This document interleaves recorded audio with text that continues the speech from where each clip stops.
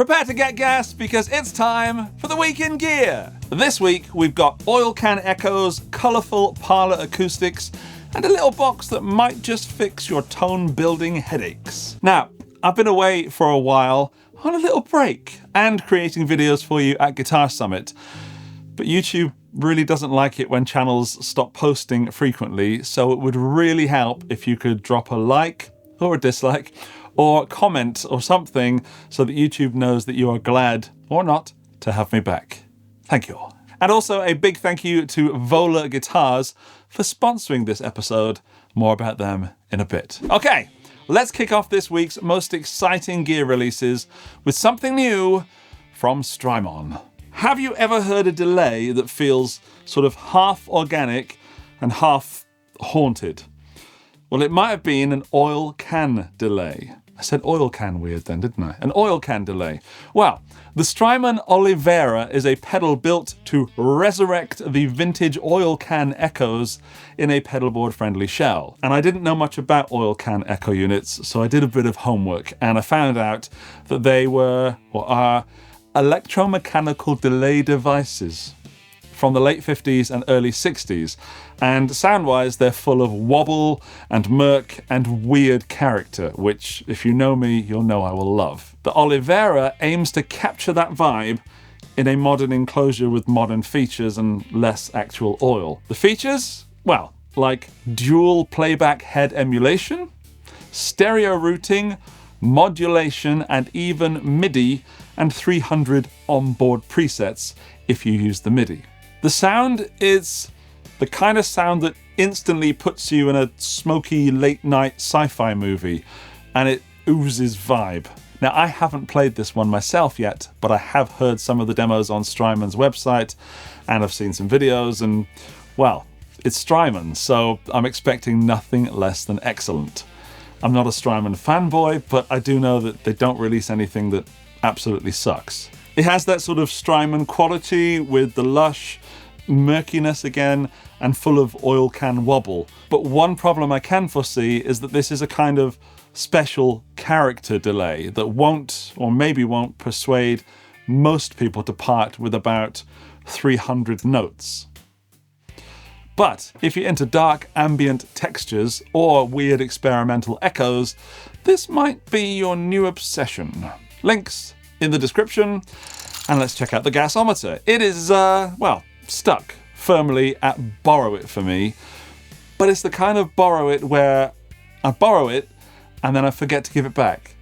So that would actually push it up to buy it now if I could justify spending the money.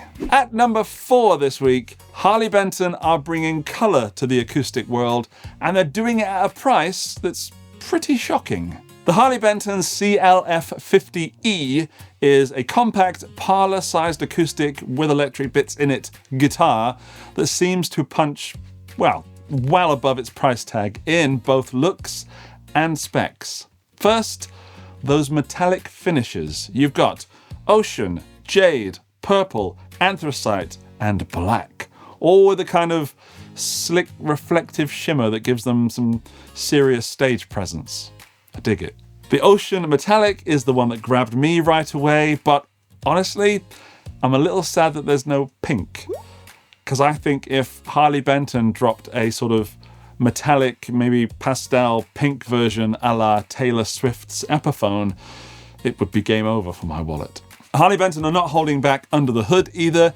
You're getting a solid selected Canadian Sitka spruce top, sonocling mahogany back and sides, which I first read as snorkeling, but it isn't snorkeling mahogany, it's sonocling. Let me spell it. S-O-N-O-K-E-L-I-N-G.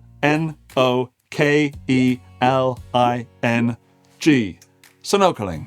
What else? A D-shaped mahogany neck, that's also sonocling mahogany, and a rosewood fingerboard, and some rather sparse elliptical inlays. There's also a bone nut and saddle, while the sonocling bridge, slotted headstock, open gear, chrome tuners, and cream bridge pins, and some binding round out the vintage vibe hardware and effects. That's affects, not effects. If you add in the HB03 pickup system with a built-in preamp and tuner, I think you've got something that looks more expensive than it is. It looks like a great guitar for beginners, writers, or anyone who wants a vibey little acoustic that doesn't break the bank. And it's currently around 220 notes, which, as I said, shocking. The gasometer is firing up to buy it now. It is a no-brainer if you want a cheap acoustic and you want to stand out. I'd love to have a pink one, please. Thank you. Now, before we get to number 3 on this list, it is time to talk about this week's sponsor, VOLA Guitars. If you haven't checked out VOLA Guitars yet, you're missing out, because they have some of the best modern guitars being built right now. From the high-performance shred and chug machines to the vintage-inspired guitars with excellent playability. There is a lot to like about VOLA Guitars because they do everything with style, and I'm very happy that they sponsor the Week in Gear. They've even got vintage-looking 7-strings, so you can get away with playing a 7-string without looking like a shredder if that's not your thing. They also have some very cool vintage models that play excellently, such as this Jay-Z Fro, and they're adding models that you can either buy right now or pre-order if they're not quite available. They're made in Japan, they're sold direct to customer, and they pass those savings on to you.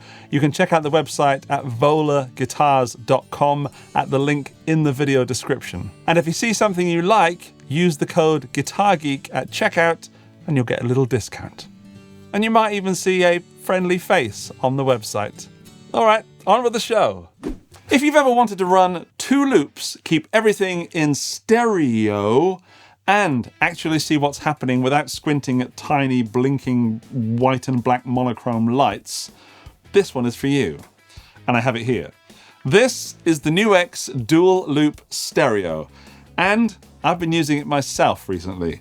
The thing that sets this apart from other loopers is the color LCD screen. It's big, it's bright, and it makes navigating the loops and the rhythm tracks and the built-in effects and the memory slots actually quite enjoyable and a bit like a game rather than a chore of menu diving and trying to find something from, again, monochrome lists.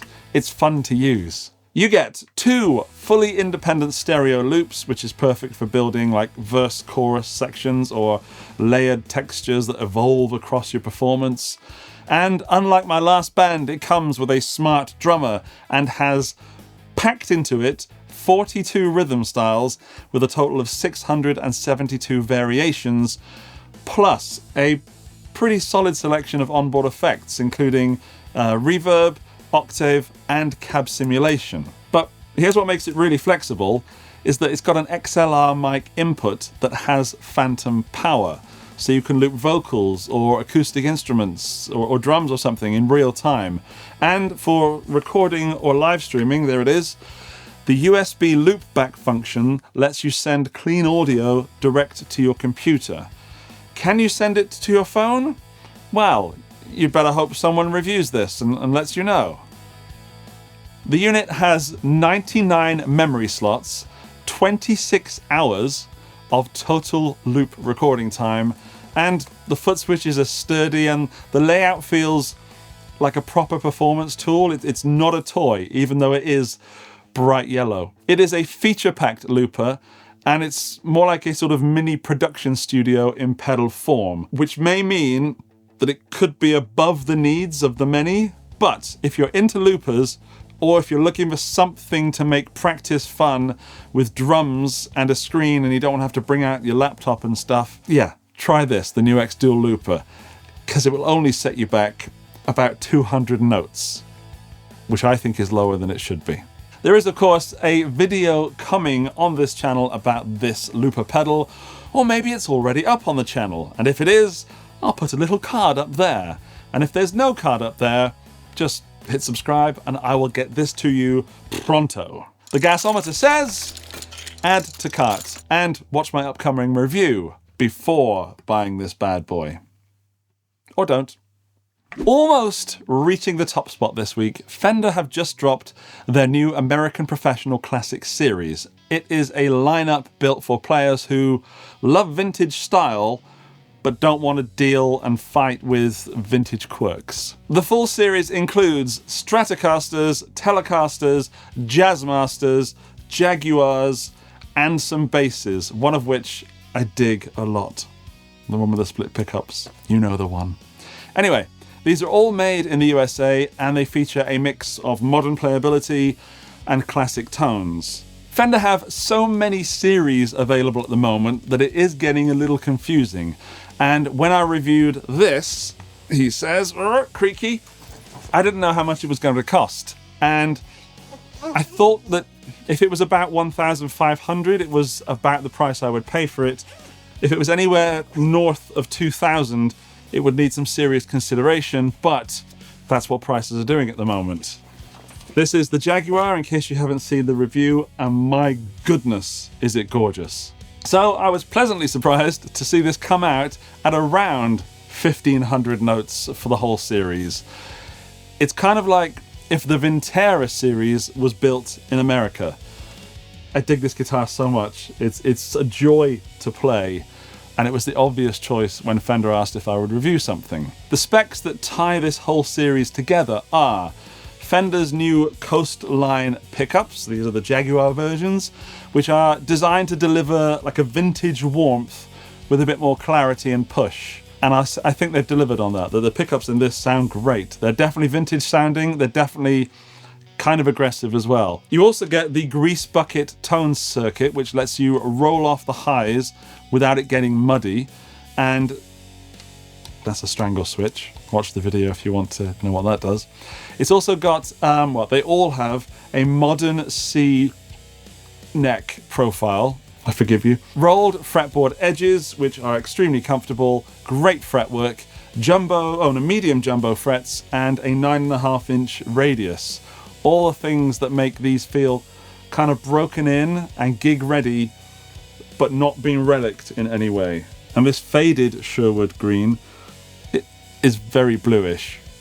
Yes, this is my personal favorite, the faded Sherwood green Jaguar. I've already reviewed it and it's pretty darn good. It's short scale, it's offset, and it's a finish that just makes me want to form a whole band around it. It's modern where it matters, it's vintage where it counts, and I think the hardware choices, especially the Mustang Bridge, they're just dialed in right. If you want to see the review for this, there is definitely a card up there because that's already live. And if I could go back in time, I might have considered the Strat in this series because it's the same, or one of them is the same color. And yeah, I'm kind of a little bit, I don't want to say sick of Strats, but I am a bit sick of Strats at the moment because there's so many on the market. So this is just something special. Yeah, but the Strat is a more familiar body shape, still gorgeous, still tempting. I gotta put this away. You just talk amongst yourselves for a minute. See you later. Link the full Jaguar review up in the card if you want to hear this in action. The gasometer for that Jaguar is buy it now. I love this series. I think it's about the right price point. It is a lot of money. It is still under what I thought Fender might have charged for it. And the only thing holding me back from having a flaming wallet is that modern C neck, which I would just love to be a bit chunkier, and I wish they'd kept the vintage spec on that. But for most people, this is going to be fine, and I'm probably in the minority.